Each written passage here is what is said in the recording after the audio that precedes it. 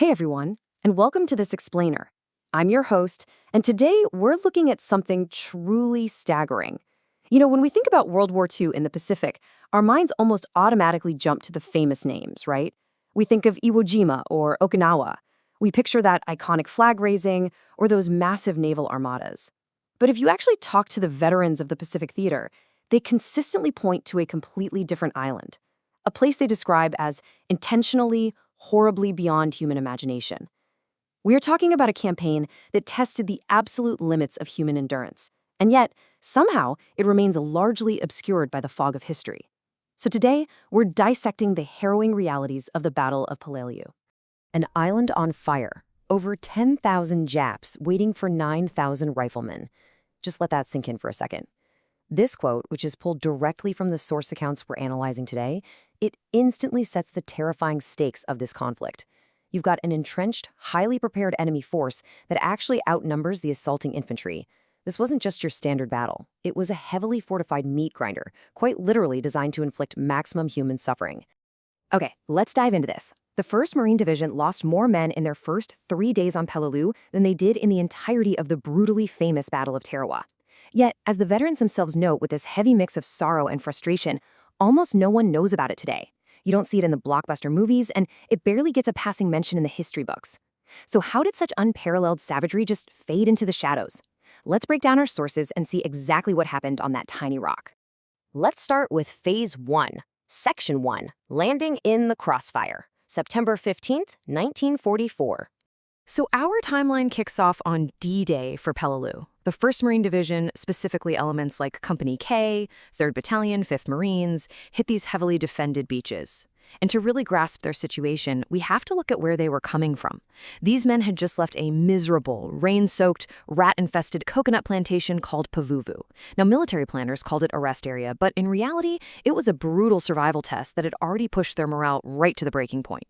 And from there, command wanted them to achieve the impossible, get 4,000 to 5,000 men ashore in just 30 to 40 minutes. But the landing was just pure, unadulterated chaos. The amphibious tractors, the Amtraks, kept getting violently snagged on these hidden coral reefs, so suddenly you have Marines stranded out in open, shallow water, absolute sitting ducks, while the enemy laid down completely unyielding, devastating machine gun and mortar fire from hidden elevations. I want you to try and imagine the sensory nightmare of this beach. Put yourself in the boots of a 19-year-old Marine stepping off that ramp. Veterans describe the noise as so absolute, so physically deafening, that you couldn't even hear the guy screaming right next to you.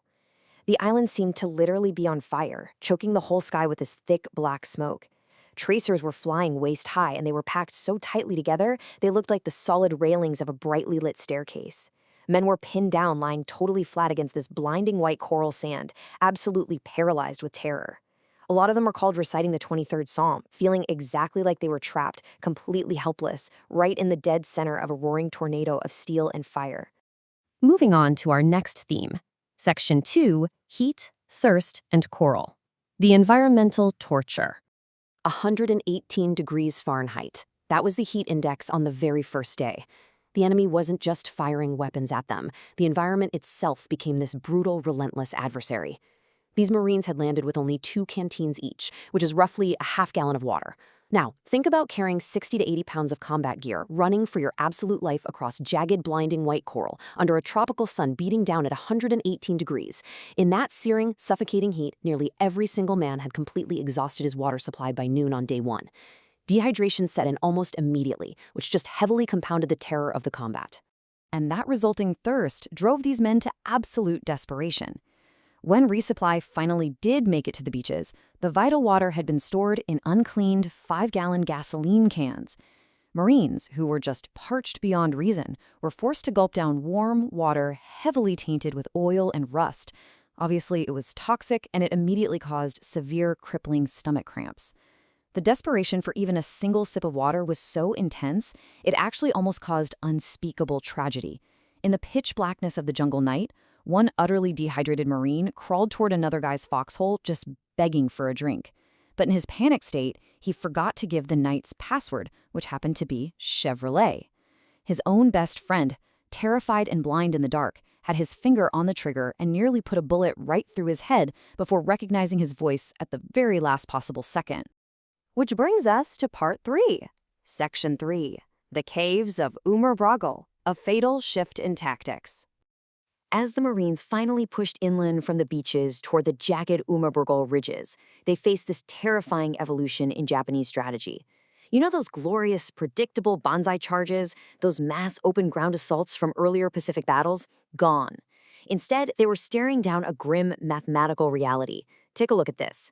9,000 Marine infantrymen were going up against roughly 11,000 heavily dug-in Japanese defenders, and they were crammed onto an island just 2 miles wide by 6 miles long. There was literally nowhere to maneuver. The enemy was deeply entrenched inside over 500 meticulously camouflaged caves carved right into the sharp, unyielding coral ridges. It was a highly disciplined, suicidal battle of pure attrition. And this brilliantly illustrates the brutal reality of the situation. To survive, Company K couldn't just charge up a hill. They had to invent this methodical, brutally close-quarters cave-clearing process.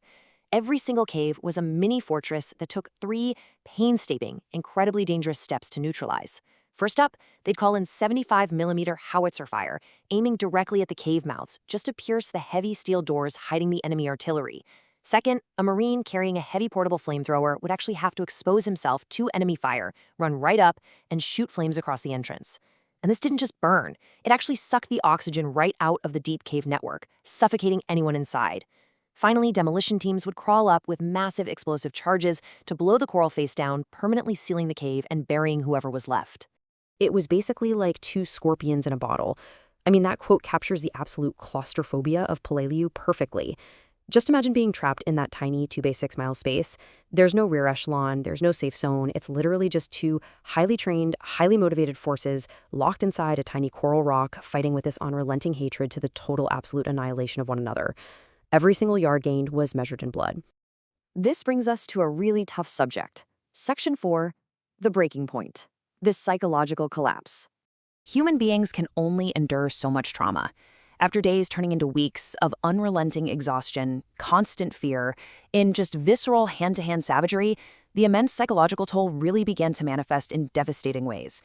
The sources describe a profound physical and mental deterioration.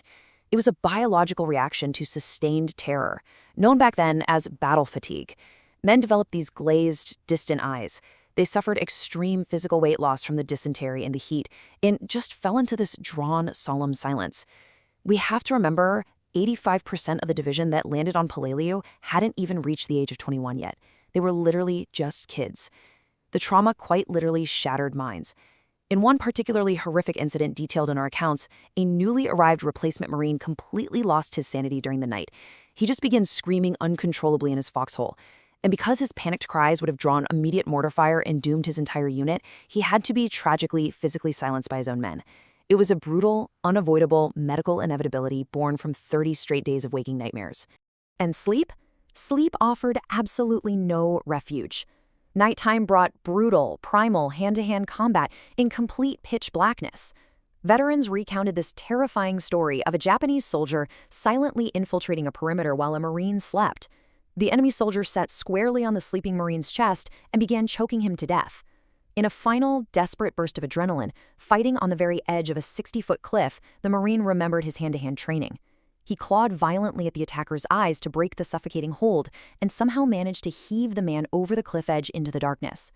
It was a relentless, 24-hour-a-day fight for basic survival. And finally, Section 5, a bitter legacy, the staggering cost of Peleliu. So a battle that High Command confidently expected to be a quick 4-day assault ended up dragging on for over a grueling month, from the initial September 15th amphibious invasion, pushing through the Nishuba's assault, and deep into the nightmarish Impregnable pocket in October.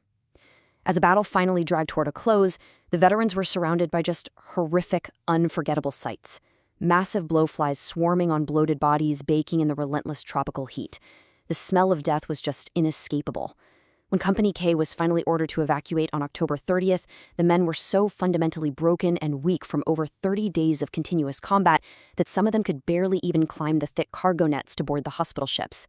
Many just reached the top and completely collapsed onto the steel deck, utterly spent. But look at this stark, heartbreaking contrast between the military objective and the actual reality.